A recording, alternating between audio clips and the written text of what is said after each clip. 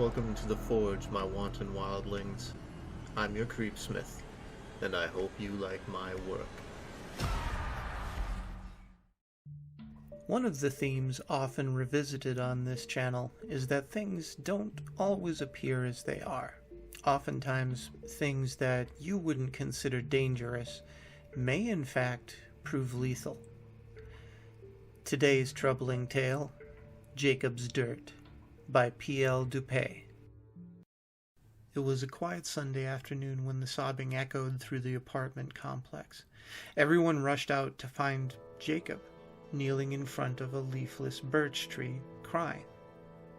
They stared in awe, unsure of what to do. After all, no one knew anything about him.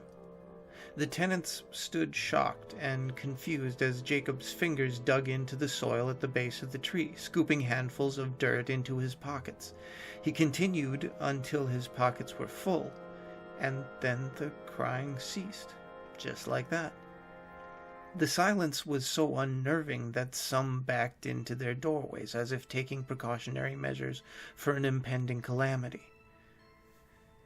Dirt spilled from Jacob's pockets with each step as he slowly made his way back to his apartment. His movements were meticulous and deliberate. He seemed to savor each step like a mouthful of delicious food. Step after step, his neighbors watched with anticipation, not sure of what to expect, but sure that something would happen. Nothing did. This would be the last time anyone saw Jacob. He was a strange old man. He would leave his apartment once a day for exactly an hour and stand in the courtyard talking to the ground near that birch tree. No one really paid him much attention due to his age. An old man enjoying a quiet moment outside was really no cause for concern. He never spoke to anyone directly, and the conversations that he had with the dirt were an incoherent string of babble. Everyone just assumed that he was senile or suffering from any number of age-related mental disorders. His eyes were squinted, and from a distance it looked as if he had no eyes at all, just black behind the lids. That gave the kids plenty of reason to avoid him. They would try to scare each other by telling tales of how he was really a ghost and how they'd seen him perform numerous supernatural feats, even though none of them really had. The kids often played doorbell ditch, and Jacob's door was a favorite target, even though he never answered. Nothing was known about Jacob, but rumors and gossip surrounded his origins. The strangest part about him was he only left his apartment for that hour. He would never leave the apartment grounds, not even for food or personal items. His rent showed up in the drop box on time, and other than being mysterious, he was honestly no trouble to anyone. No one had ever held a conversation with him in all of the years that he'd lived there. Many residents tried, but he would just respond with, "Don't get dirty," and a closed-mouth smile. After a while, everyone collectively assumed that he would be okay and just wanted to be left alone. The days turned into weeks, and no one had seen Jacob. Residents began to assume the worst. He was old after all, and dying wouldn't be a big surprise. But what had happened that Sunday still resonated through the minds of all in attendance. After a week, William and Carter, the landlord and the janitor, decided to check in on the old man.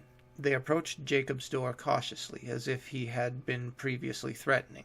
They didn't know why they were nervous. They had no reason to be. They tried, but couldn't shake the feeling that something was not right. They stood in front of the door, hesitant, both unsure of what to do next. Carter banged heavily on the door 3 times. They waited, but nothing else happened. Then Carter banged again, and William yelled out, "Hey, Jacob, you all right?" Silence filled the air. Carter cocked his head to the side, listening for any noises inside. "Anything?" William asked. Carter shook his head. William removed his ring of keys from his pocket and inserted one into Jacob's door. He took a deep breath and pushed the door open, but to his surprise, it didn't budge. He pushed again, leaning his shoulder against the door. The door slowly slid open as William grunted and strained. He continued to push until it was open wide enough to enter. It was dark inside of the apartment.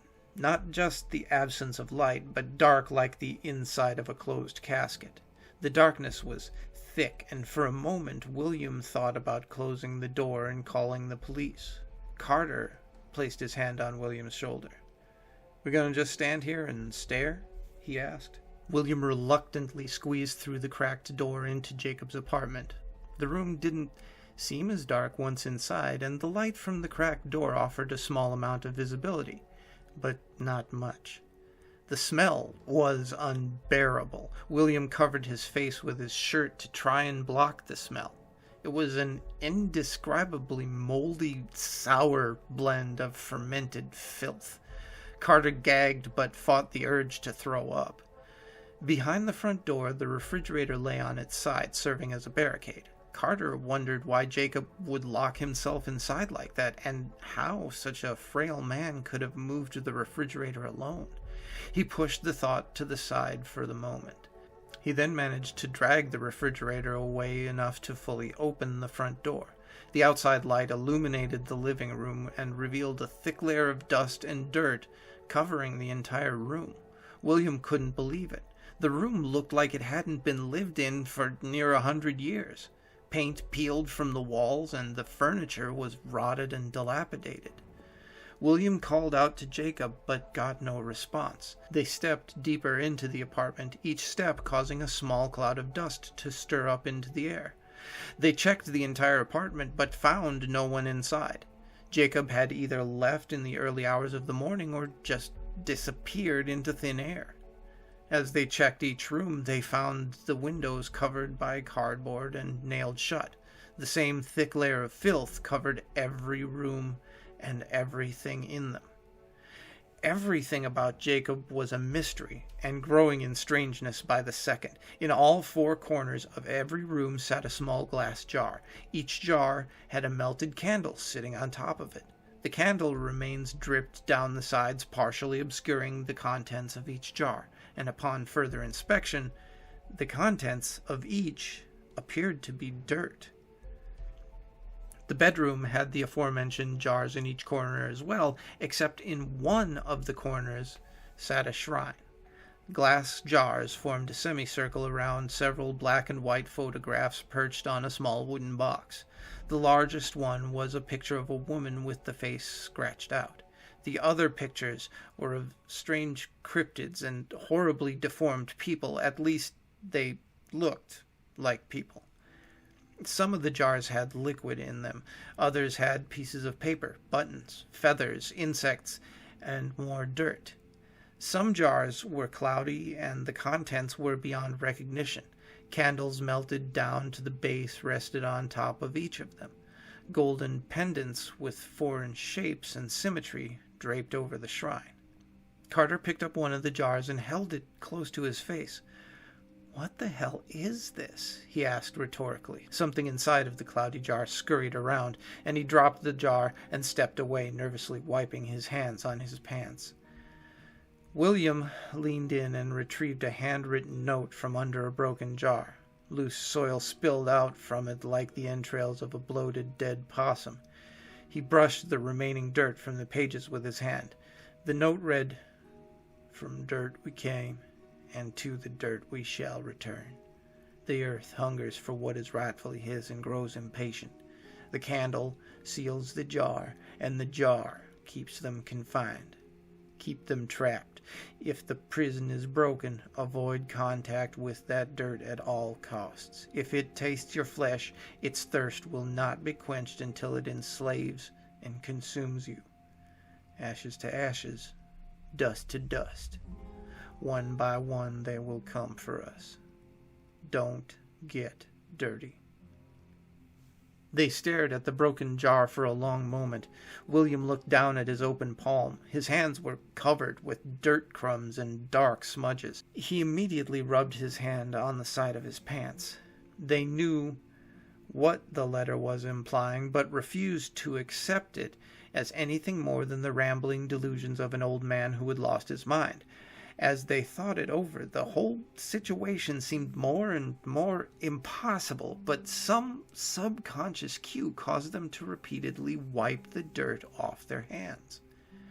Even if this had all been some old man's final slip from sanity, it still didn't explain where Jacob had gone. All of the windows were nailed shut from the inside. The front door was locked and had been pinned closed by the refrigerator. Unless Jacob was a ghost and really could walk through walls like the neighborhood kids suggested, there was no other explanation. William laughed to himself at the thought. They pushed the supernatural thoughts out of their heads and went back to work, cleaning the place up as quickly and quietly as they could. Carter loaded all of the shrine's contents along with the jars in each room into a box and tossed the box into the dumpster outside. The jars shattered as they hit the bottom of the dumpster. Carter stopped for a moment and thought of the letter. The letter bothered him, but he wasn't ready to succumb to Jacob's fantasy world quite that easily. As sunset approached, they retired to their own apartments. They did not speak of the strangeness of the day. Exhausted and eager to push it out of their minds, they quietly parted ways. Carter sat slumped in a worn but comfortable recliner, drifting in and out of consciousness. The television illuminated the room as a popular talk show host recited a string of witty jokes to an enthusiastic audience. A procession of heavy-handed knocks came from the front door, and Carter jerked to life, his eyes wide and foggy, still half asleep. Yeah, who is it?" Carter yelled from the comfort of his chair. No answer. He waited a long beat, and as he began to ask again, he was interrupted by more knocking. Heavy thuds reverberated through the house. The banging on the door at such a late hour was startling, but the dead silence that followed bordered on terrifying. Carter opened his toolbox and grabbed a hammer and approached the door. He leaned in towards the peephole, squinting his right eye. As he inched closer, he could slowly begin to make out a silhouette, and just before he could fully see any physical details, the visitor banged on the door again, this time shaking it on its hinges. He jumped back, raising the hammer in a shaky hand. His heart pounded in his chest, breathing labored and body trembling. He stared at the door, and to his amazement and terror, the handle began to turn back and forth. It turned gently at first, but grew quicker and more violent with each turn. Carter stood paralyzed until the deadbolt lock slowly began to turn to the open position. He rushed to the door, pressing his shoulder against it and turning the lock back to closed. The door shook violently as if someone were trying to knock it down. His body jerked with every impact. He slid up the door and gazed out through the peephole, and his eyes widened with sheer panic as the view revealed what was on the other side of the door. The door continued to shake as Carter peered out into an empty hallway. There was no one there to take responsibility for the banging or attempted break-in, just an empty hallway. This can't be, Carter thought. This isn't possible. His mind drifted back to the shrine in Jacob's house and the letter. He struggled to find answers, rational or supernatural, and just then the banging stopped flat. He waited for a moment, certain that this was a ploy to make him relax and let down his guard, and he slowly stood to look out of the peephole again, not sure of what he was expecting to see. The phone then rang loudly. He spun quickly with his hammer raised, only to realize that it wasn't anything sinister. He snatched the phone off the hook, and screaming erupted from the receiver. It was William, hysterically yelling into the phone. "They're trying to get in. I can't see them, but they're breaking the windows and doors, and I can't keep them out. Oh my God!" His voice grew more and more desperate. "Carter, listen to me. It was the jars. The letter, Jacob. I don't know what to do. Just don't let them inside. Oh God." The phone went dead, and Carter held it to his ear in shock, shaking uncontrollably. The front doorknob began to shake and turn again. He rushed to the living room just as the door began to open, and he crashed against it, slamming it shut and turning the lock back to closed. Across the room, a window began to slowly open, and he grabbed it just in time, slamming it shut. The thought of Jacob's apartment came back, the refrigerator, the nailed windows, and the letter. He grabbed his couch and dragged it across the living room, flipped it over, and pinned it to the door. The door handle continued to turn back and forth. Hammer in hand, Carter grabbed a handful of nails out of his toolbox and began to nail the windows shut. The door banged violently against the couch, but he ignored it. His hands were shaking so badly that he dropped 4 nails for every one that he managed to hit with his hammer. He could barely hit a nail squarely on the head. He bent several of them, missed others completely, hitting the windowsill. From the other side of the window, an unstintingly deformed face pressed against the glass. Carter screamed, dropping the hammer and falling to the ground. He couldn't reach the window in time, and it slowly slid open. A thick gust of dust and sand blew in, blanketing the area near the window. Carter scrambled crab-like across the floor, backwards. He coughed and gasped for air as the dust continued to pour in. Every grain of sand seemed to be alive as it moved to each corner of the room, covering everything. Carter crawled towards the door, but the dust in the room made it hard for him to see or breathe.